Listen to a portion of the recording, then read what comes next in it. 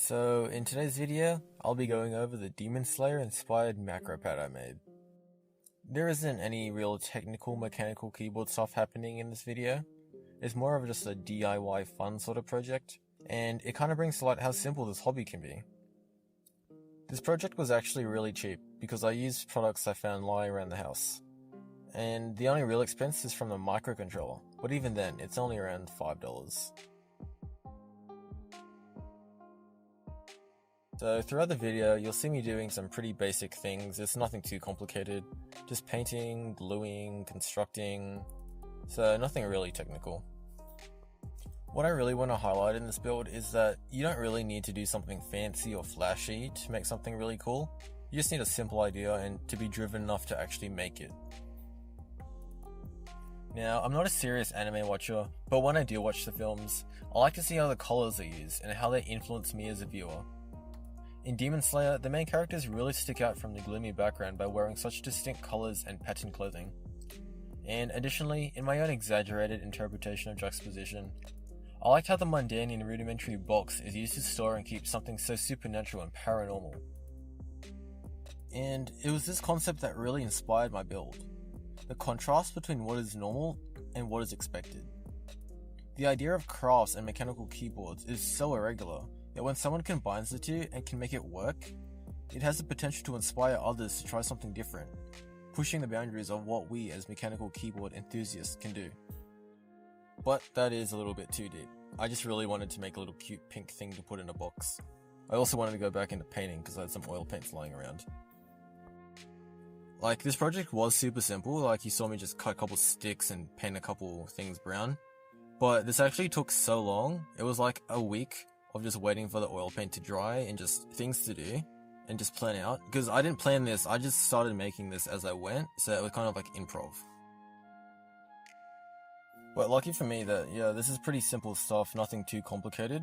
What is complicated though is the Adobe Illustrator part. So I'll quickly glance over that. What I did to break down the actual design for the little black corner parts was I tried to find symmetry, so by doing that I needed to split in half. And then I just used the curve tool to mark out points, and then I started stretching them.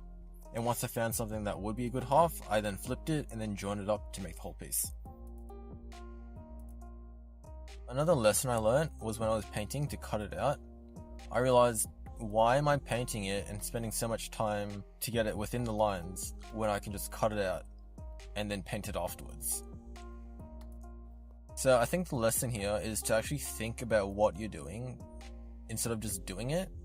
And I think you can take this and put it into the keyboard hobby. For example, Switch films. Why do I want Switch films? Why do you want Switch films? Is it because you saw a YouTuber use it? Do you actually know what they do? Or do you just want it because you want it?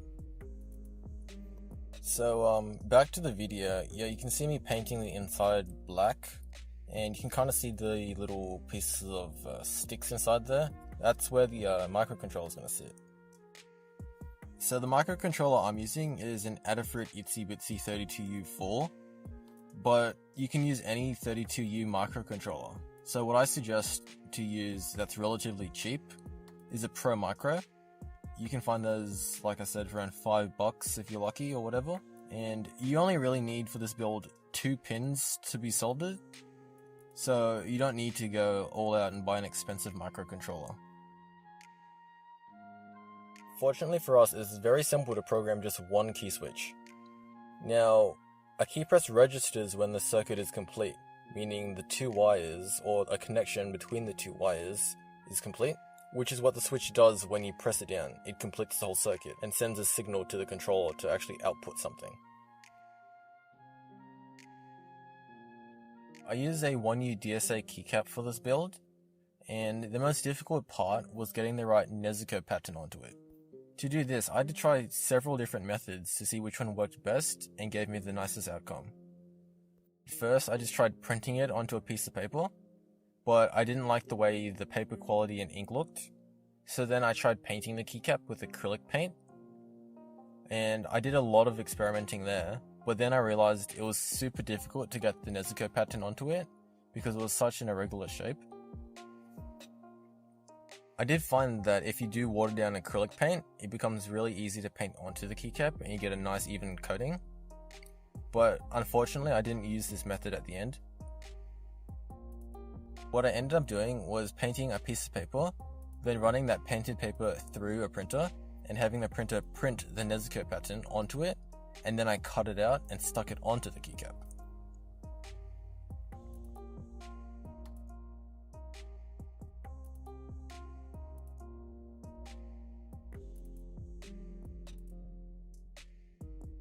I'm not too sure if this was the best method, but it was the only method I came up with at the time, and it didn't look too bad, so I was pretty happy with leaving it as it is.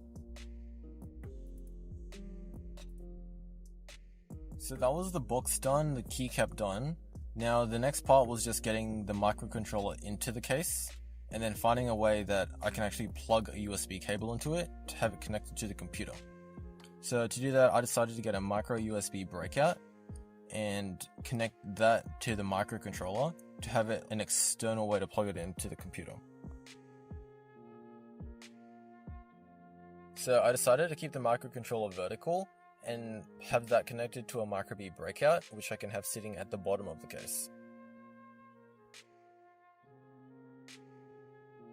I connected the microcontroller and switch together using wire, and then I put it all back into the case and went on to programming it.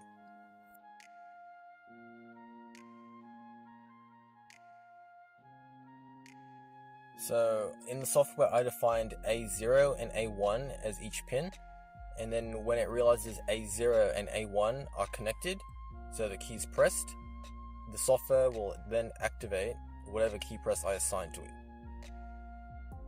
And that's how I made my Demon Slayer inspired macro pad. Make sure you leave a like and a sub if you enjoyed. Till next time, thank you for watching.